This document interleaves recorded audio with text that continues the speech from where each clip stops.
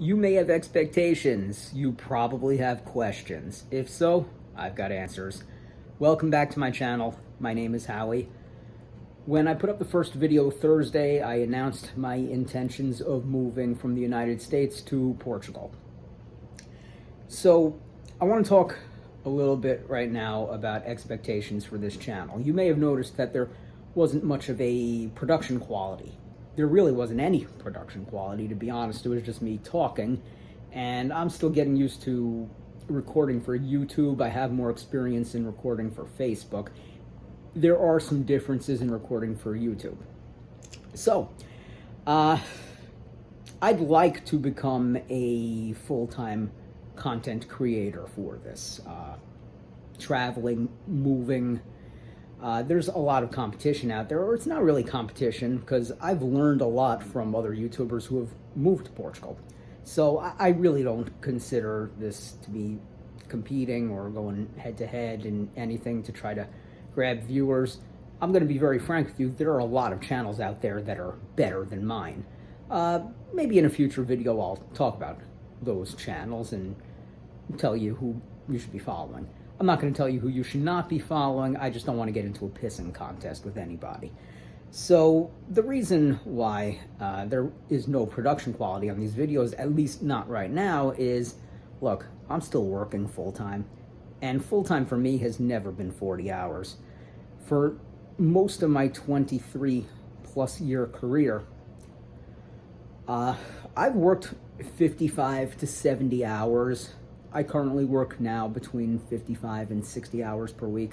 So me doing that, trying to live, do other things, live up to my other commitments, right now it's just not going to happen with putting up graphics and pictures and charts and all sorts of things. In the beginning of this channel, you're simply going to have to rely on me. Am I informative enough? Am I entertaining enough? I like to think I am, but hey, you know, opinions are like assholes. Everybody has one.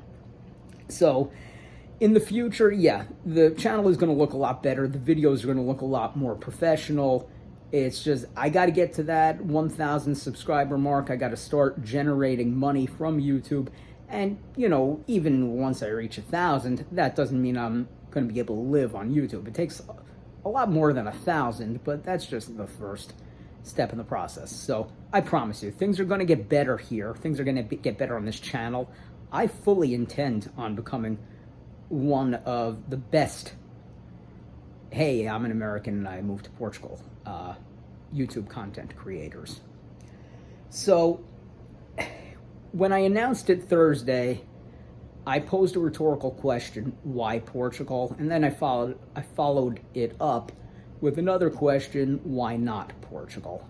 And that's true, but that's also really a cop-out. It's only good for an introductory video for making that announcement.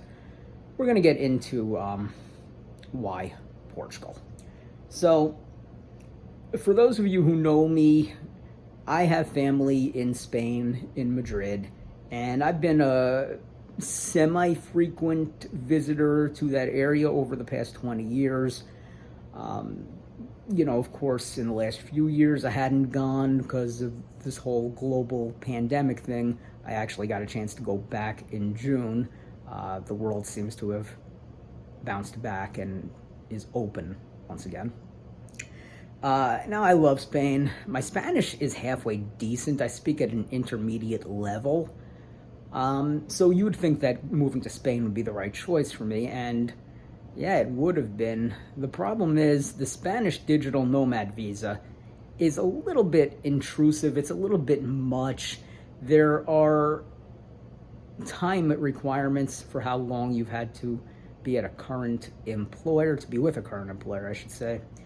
Whereas it's not that way in Portugal. It's kind of like, all right, you know, you're working, you got your money, we'll make it easier for you. And that's not a bad thing because, look, I absolutely love Portugal. There are some differences. Portuguese is a lot harder of a language than Spanish. So, really had to start over with language learning again. However, almost everybody in Portugal is speaking English.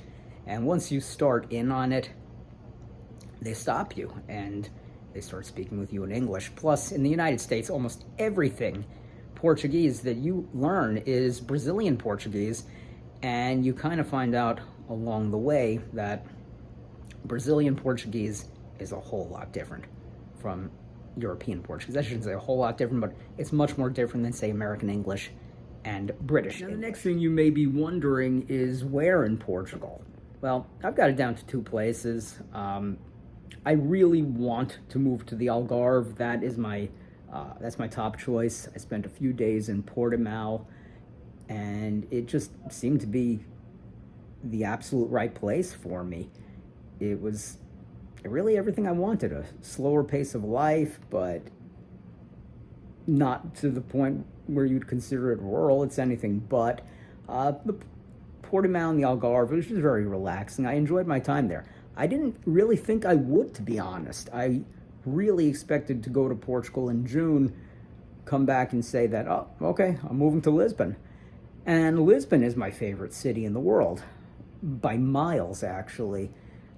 I've always loved it. It's got such a nice vibe to it. It's busy like New York, but so much more relaxed. And it's really always suited me. Now, obviously, the problem with Lisbon is the secret is out. The cat is out of that bag. The cost of living in Lisbon has gone through the roof. Rents are terrible. Portuguese people can barely afford to live in Lisbon anymore. So, is Lisbon ruined? I don't know if I would really say ruined, because if you look at what things cost, whether it be rent or groceries or whatnot, this is subjective. You ask somebody like me who's from New York City, I'm going to tell you, no, that's not expensive. I would love to live in a place where things cost that much. But I also remember what Lisbon was like in 2010, the first time I went there, and in 2018, the last time I was there before June. It's a much different place. Much, much, much different. It's like not even close to how it used to be.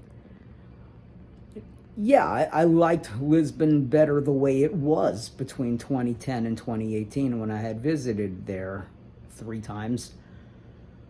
But look, those days aren't coming back. You could say that about anywhere. Look at New York City now. New York is hell on earth right now. Crime is through the roof. There's homeless people everywhere. The neighborhoods that just a few years ago were considered to be great, well, they now stink. New York is, in my opinion, a completely finished city. You got to be out of your mind to live there. You got to be out of your mind to visit there. The only reason I visit is because I still have my family there. If my family wasn't there, there's no chance in hell I would ever go back to New York. I'm very happy in Florida. So, like I said Thursday, I live in St. Petersburg, Florida. And if you look at the cost of living comparisons on a website called numbeo.com, that's spelled N as in Nancy, U, M as in Mary, B as in boy, E-O, you'll find that the cost of living in Lisbon is 65.9% the cost of St. Petersburg, Florida. I'm always going to reference that as St. Petersburg, Florida, because there's another St. Petersburg out there in a country that we're just not going to talk about, like, ever. But the cost of living from Lisbon to St. Petersburg, Lisbon is 65.9% the cost, at least according to Numbeo. That's a lot more expensive than it used to be. A lot. And if you look at Portimao, that is 44.8% the cost of living compared to St. Petersburg, Florida. So I really enjoyed Portimao, and although Lisbon is my favorite city in the world, it doesn't make a lot of sense. So I intend to end up in the Algarve. I don't have Portimao set in stone, although I'm very comfortable there. I've since read that it's the only place in the Algarve that has tall buildings, big construction, and as a native New Yorker, that makes me feel very comfortable. But I've also been told that Lagos is an incredible city. Tavira is supposed to be very nice. People have recommended that to me. So and also Albufeira. I'm going to be going to all these places once I move to Florida. No, once I move to Florida, listen to me. Once I move to Portugal, I'm going to see the whole thing. I'm going to establish my base in Portimao in the beginning, but even that might be a bit of an issue, because now you're talking about the cost of international moving. And although I'm getting rid of most of my stuff, I'm still going to have some stuff moved over. And I just get the feeling it's going to be a lot cheaper and a lot easier if I had a place in Lisbon, and then my move after that, a local mover to go to the Algarve. Now, the other issue that I have is I have a cat, and I am not giving him up. My cat is my son. He is coming with me to Portugal. Charlie, say hi. Wake up. No, he's sound asleep. So I'm not abandoning my cat. Now, direct flights are a lot more accessible to Lisbon. Actually, I don't believe there is a direct flight from the United States to the Algarve. Maybe there is in New York, but it ain't in Tampa. And honestly, it's not even in Miami. So I know it would be a lot easier if in the beginning I was living in Lisbon. It would be easier on my cat. Now, in Portugal, when you sign a lease, you are only legally required to live there for 1/3 of that duration. So if you sign a 1-year lease, you are only locked into it for 4 months. So maybe that would be a good idea for me. Maybe I'd go to Lisbon for 4 months.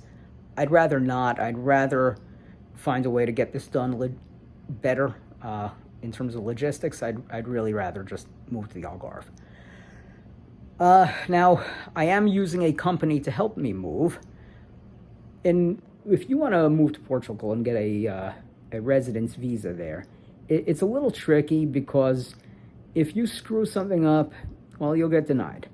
If you screw it up a second time, you're kind of disqualified from that visa. So Americans, a lot of them have this DIY mentality, do it yourself. And I can tell you right now, that mentality can go straight to hell. If you think you're going to do it yourself, you're not. Obviously, there are exceptions to that rule, but for the most part, you got to get rid of that cowboy mentality. There is no DIY. Now, I have an immigration company / lawyer working for me, and the process is pretty straightforward. It starts with getting your NIF, NIF. I'm not exactly sure what that stands for. I know N is numero, but basically what a NIF is, it's a taxpayer ID. That's the first step. It goes hand in hand with getting a Portuguese bank account. And I may be skipping some stuff here. By no means am I a legal expert or a financial advisor. Don't take what I say to have any weight. This is just what's worked for me.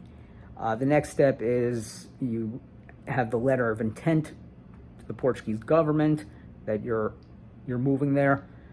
There is going to be permission for them to look at your criminal record, in my case, lack thereof. Then I got to get my FBI criminal record, which you cannot open. You must leave that sealed. Otherwise, it's basically null and void, and you got to do it all over again. And then the next step is getting the visa with the interview at a local Portuguese consulate. Also, in my case, getting a pet visa. Yes, there is such a thing. Now, is this easy? No, this is not easy. This is really hard. But is it easier than moving to Spain, than moving to Italy, than moving to the United States? And the answer is absolutely yes. That is one thing you got to remember. Just because something is easier, it doesn't mean that it's easy. This has been one of the most difficult things that I've had to do. The biggest obstacle, of course, has been the Portuguese banking system.